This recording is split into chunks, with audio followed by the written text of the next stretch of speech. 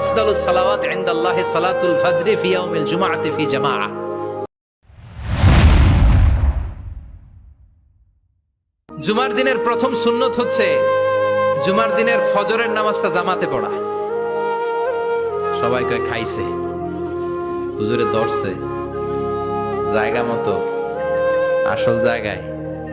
জুমার নামাজের প্রথম সুন্নত হচ্ছে ফজরের নামাজটা কি পড়া? জামাতে। আফদালুস সালাওয়াত ইনদাল্লাহি সালাতুল ফাজরি ফি ইয়াউমিল জুমআতি ফি জামাআহ। বিশ্বনবী বললেন জুমার নামাজের 15টা সুন্নত মুখস্থ রাখতে হবে। 1 নাম্বার সুন্নত ফজরের সালাত জামাতে পড়তে হবে। 2 নামাজ মুনাফিকদের কাছে সবচেয়ে কঠিন, একটা হচ্ছে ফজরের নামাজ আর একটা এশার নামাজ। এক আলেমকে জিজ্ঞেস করা হলো ফজরের বাতাসটা এত ঠান্ডা আর স্নিগ্ধ কেন? আলেম উত্তর দিয়েছিল কারণ ফজরের বাতাসে মুনাফিকদের নাকের দুর্গন্ধ মিশে না। ফজরের বাতাসটা স্নিগ্ধ, ফজরের সময় আল্লাহওয়ালাদের আনাগোনা, মুসল্লিদের আনাগোনা, ইসলামের পক্ষের শক্তির আনাগোনা। চিল্লায় বলেন ঠিক কিনা? মসজিদে নববীতে জুমার নামাজের দৃশ্য আর ফজরের নামাজের দৃশ্য ছিল এক। বাংলাদেশে ফজরের নামাজের দৃশ্য আর জুমার নামাজের দৃশ্য এক নাকি? ফজরের নামাজের সময় মুসল্লি নাই, এক কাতার হয় না, আর জুমার নামাজে পাক্কা মুসল্লি দেরি করে গেলে বারান্দায়ও জায়গা পায় না। কথা কন। তাহলে ফজরের নামাজটা আমরা জামাতে পড়ব ইনশাআল্লাহ। এত আস্তে আরো জোরে পড়েন ইনশাআল্লাহ। মনে থাকবে? 2 নাম্বার সুন্নাহ হচ্ছে আসওয়াক, মিসওয়াক করা। মাথরাতুন লিল ফাম মারদাতুন লিররাব। মিসওয়াক করলে দাঁত পরিষ্কার থাকে, আল্লাহ খুশি হয়ে যায়। বিশ্বনবী বলেছেন যদি আমার উম্মতের জন্য কষ্ট না হতো প্রত্যেক নামাজের আগে মিসওয়াক করা আমি ফরজ করে দিতাম। মিসওয়াক ছিল বিশ্বনবীর জীবনের শেষ আমল। এই মিসওয়াক করে বিশ্বনবী শেষ নিঃশ্বাস ত্যাগ করেছেন। আপনার নবী আমার নবী, ওনার জীবনের সর্বশেষ আমল ছিল কি? সুবহানাল্লাহ কইবেন না? বিশ্বনবী জাইতুনের ডাল দিয়ে মিসওয়াক করতেন। বিশ্বনবী বলতেন নি'মা সিওয়াকি আয-যাইতুন ফাইন্নাহু সিওয়াকি ওয়া সিওয়াকুল আমবিয়া মিন ক্বাবলি। জাইতুনের ডালের মিসওয়াক কতই না ভালো, কারণ এটা দিয়ে আমিও মিসওয়াক করি, আমার আগে সব নবীরাই জাইতুনের ডাল দিয়ে মিসওয়াক করেছে। 3 নাম্বার হচ্ছে দুহুন, তেল মালিশ করবেন। বিশ্বনবী জাইতুনের তেল চুলে আর গায়ে দিতেন। বিশ্বনবী বলতেন ওয়াদাহিনু ফাইন্না ফিত তাদহিনি বারাকাত। তেল খাও, তেল দাও, তেল মালিশ করো, তেলের ভেতরে আল্লাহ বরকত ঢুকাইয়া দিছে। তেল দিবেন তো? 4 নম্বরে আত্তিব, জুমার দিনে সুগন্ধি লাগিয়ে যাওয়া সুন্নাত। লাগাবেন? লাগাতে রাজি আছেন? বিশ্বনবী বলতেন এই দুনিয়ার 3টা জিনিস আমার কাছে সবচাইতে প্রিয়। হুব্বিবা ইলাইয়া মিন দুনিয়াকুম সালাস। 1 হচ্ছে আন-নিসা, নারীদেরকে আমি পছন্দ করি। 2 হচ্ছে আত্তিব, সুগন্ধি লাগাতে আমি পছন্দ করি। বিশ্বনবীরে কেউ সুগন্ধি হাদিয়া দিছে, বিশ্বনবী নেয় না, এরকম কোন ঘটনা ঘটে নাই। আল্লাহু আকবার। তো আইনি ফিস সালাহ, নামাজের মধ্যে যখন আমি দাঁড়িয়ে যাই আমার চক্ষুটারে ঠান্ডা করে দেয় কে? আবার বিশ্বনবী বলতেন আরবাউন মিন সুনানিল মুরসালিন। 4টা সুন্নাত সব নবীদের সুন্নাত। 1 নম্বরে আল হায়া মানে লজ্জা। আরেক বর্ণনা এসেছে আল খিতান মানে সুন্নাতে খাতনা, এটা সব নবীদের ছিল। আর সেওয়াক, সব নবীরা মিসওয়াক করেছেন। আত্তিব, সব নবীরা আতর লাগিয়েছেন। আর নিকাহ, সব নবীরা বিয়েও করেছেন। চিল্লায় পড়েন আল্লাহু আকবার। আর লিবাস আহসানা সিয়াব, সুন্দর জামা পরা। নট নেসেসারি যে নতুন জামা হতে হবে, পুরাতন জামাও ধুয়ে আয়রন করে পরলে একটা সৌন্দর্য আছে না নাই? ইন্নাল্লাহা জামিল ওয়া ইউহিব্বুল জামাল। আল্লাহ নিজে সুন্দর, সৌন্দর্যকে আল্লাহ পছন্দ করেন। পৃথিবীতে সবচেয়ে সুন্দর কে? পৃথিবী সুন্দর, মানুষ সুন্দর, আসমান সুন্দর, জমিন সুন্দর, সুন্দরে সুন্দরে পাল্লা। জানি না কত সুন্দর তুমি আল্লাহ, জানি না কত সুন্দর তুমি আল্লাহ। সুবহানাল্লাহ পড়েন। ইন্নাল্লাহা ইউহিব্বু আইয়ারা আসারা নি'মাতিহি আলা আবদি।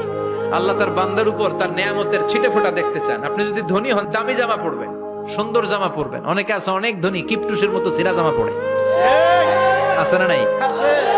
আপনি ধনী মানুষ, আপনি সিরা জামা পরছেন কেন? আপনার যে সম্পদ আছে এটার বহিঃপ্রকাশ আল্লাহ দেখতে পছন্দ করে। আপনাকে যে আল্লাহ কি নাজ নেয়ামত দিয়েছে, অহংকার ছাড়া স্বাভাবিক বহিঃপ্রকাশটা আল্লাহ দেখতে পছন্দ করে। কোন সুবহানাল্লাহ। এরপরে তো ইকসারুস সালাহ আলান নবী, বিশ্বনবীর উপর বেশি বেশি দুরূদ পড়া।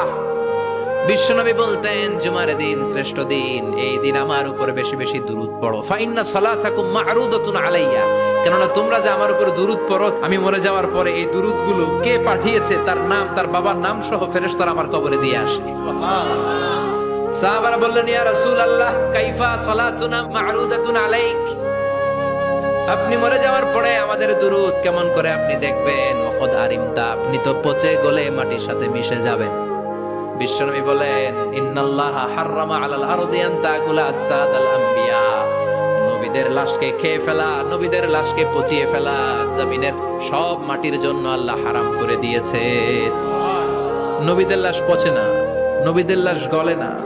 যারাই বিশ্বনবীর উপর দুরূদ করবেন, আপনার নাম সহ, আপনার বাবার নাম সহ, মালাইকাতুস সাইয়াহিন, একদল ফেরেশতা আছে শুধু রাউন্ড দেয় গোটা ওয়ার্ল্ডে। কারা বিশ্বনবীর উপর দুরূদ পড়েছে, এই দুরূদ নিয়ে, এই নাম নিয়ে বিশ্বনবীর কবরে তারা পৌঁছে দেয়। চিল্লায় পড়েন আল্লাহু আকবার। এরপরে বিশ্বনবী বলতেন, জুমার দিনে সূরাতুল কাহাফ পড়বা, কাহাফ পড়া সুন্নাহ। সূরাতুল কাহাফ পড়তে রাজি আছেন? রাজি আছেন তো? 18 নম্বর সূরা, কোরআনের একেবারে মাঝখানের সূরা। আলহামদুলিল্লাহিল্লাযী আনজালা আলা আবদিহিল কিতাবা ওয়া লাম ইয়াজআল লাহু ইওয়াজা, এই আয়াত দিয়ে শুরু হয়েছে, শেষ করা হয়েছে ফামান কানা ইয়ারজু লিকা রাব্বিহি ফালইআমাল আমালান সালিহা ওয়া লা ইউশরিক বিইবাদাতি রাব্বিহি। আর মাঝখানে আছে ওয়ালিয়াতালাত্তাফ। হাফেজ সাহেবরা উত্তর দাও, মাঝখানে আছে কি? কথা কন। ওয়ালিয়াতালাত্তাফ একটা শব্দ আছে সূরা কাহাফের মাঝখানে। কোরআনের সব জায়গায় এক ফন্টে আয়াতগুলো লেখা, কিন্তু ওয়ালিয়াতালাত্তাফ মোটা করে লেখা আছে না? ডবল ফন্টে লেখা, মোটা, কারণ এটা কোরআনের একেবারে মাঝখানে অবস্থিত এই শব্দটা ওয়ালিয়াতালাত্তাফ। এর আগে যত শব্দ, এর পরে তত শব্দ, এর আগে যত কোরআনের অক্ষর, এর পরে তত অক্ষর। সুবহানাল্লাহ বাড়িতে গিয়া বিশ্বনবী বললেন, সূরাতুল কাহাফ যে তেলাওয়াত করবে ইয়াকুনু লাহু নূর, এই সূরাতুল কাহাফ কিয়ামতের দিন তার সামনে বিশাল একটা আলো হয়ে আসবে। এই আলো দিয়ে পুলসিরাত পার হয়ে ওই বান্দা জান্নাতের ভেতরে ঢুকে যাবে। আবার বিশ্বনবী বলেন, যারা সূরাতুল কাহাফের প্রথম 10 আয়াত তেলাওয়াত করবে জুমার দিন, শেষের 10 আয়াত যারা জুমার দিন তেলাওয়াত করবে, দাজ্জালের ফিতনা থেকে তাদেরকে মুক্ত রাখবে কে? সুবহানাল্লাহ পড়বেন না? সূরাতুল কাহাফ দিয়ে সকাল শুরু করতে রাজি আছেন? সবাই রাজি? এরপর আত-তাবকির ইলাল মসজিদ, মসজিদে আগে আগে যাওয়া সুন্নাত। আগে যিনি যাবে উনি কি পাবে? তারপরে গরু, তারপরে বকরি, তারপরে মুরগি, মুরগির পরে ডিম না আন্ডা? আন্ডা। আল মাশিউ আলাল ইকদাম, বিশ্বনবী বললেন হেঁটে হেঁটে জুমার নামাজে যাওয়া সুন্নাহ। রিকশা, হুন্ডা, সাইকেল, সিএনজি দিয়ে গেলেও হবে, কিন্তু হেঁটে হেঁটে গেলে সওয়াব বেশি না কম?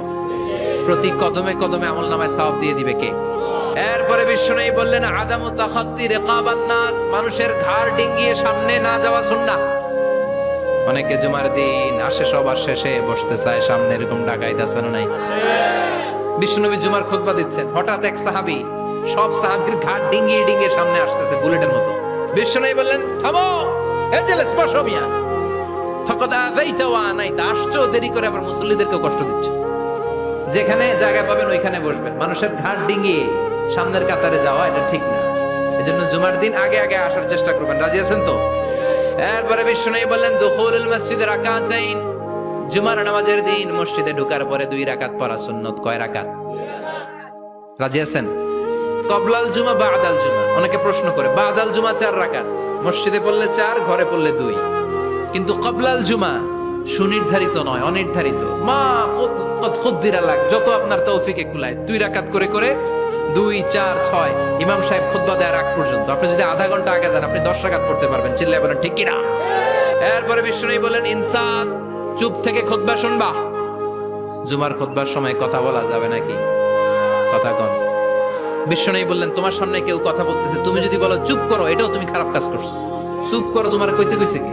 চুপ করো বলে তুমি আরেকটা ভেজাল লাগাইছো। চিল্লায় বলেন ঠিক কিনা?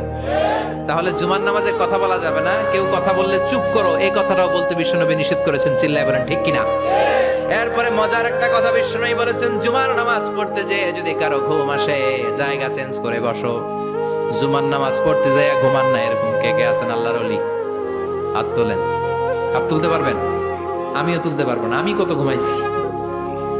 জুমার খুতবা শুনতে গেলে ঘুমাস, কারণ রহমত নাজিল করে কে? পুরো মসজিদের ডানে বায়ে রহমতে ঠাসা, খালি ঘুম আর ঘুম। আছে না নাই? ঘুম আসলে কি করবেন? উঠে যাবেন, উঠে জায়গা চেঞ্জ করবেন, পানির ঝাপটা দিবেন, ঘুম দূর করে দিবে কে? এরপরে বিশ্বনবী বললেন, জুমার দিন দোয়া করলে কবুল হয়।